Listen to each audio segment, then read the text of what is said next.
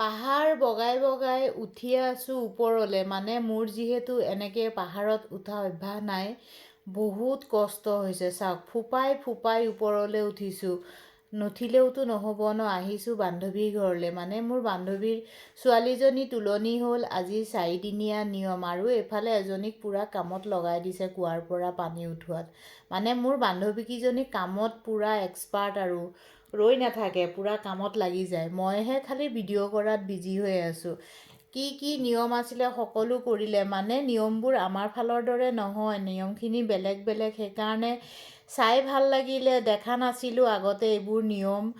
আমাৰ ফালৰ নিয়ম আৰু এহেঁতৰ ফালৰ নিয়মবিলাক সম্পূৰ্ণ বেলেগ। বাৰু যিয়ে নহওক, নিয়ম যিয়েই নহওক, কৰিবইতো লাগিব। বেলেগ হ'লে যাৰ যেনেকুৱা নিয়ম কৰিলে। আৰু এফালে নামৰ পাৰ্টি আহিলে, আইসকলে নাম গাই আছে। মই অকণমান ভিডিঅ' কৰি ৰাখিলোঁ। আৰু আমাৰ চাওকচোন, এইকেইজনী মানে হাঁহি আৰু গল্প আৰু খোৱাতেই বিজি সকলোৱে। মানে এফালে নাম গায়ো আছে, আৰু এফালে চাওকচোন বনাই আছে ভিতৰত।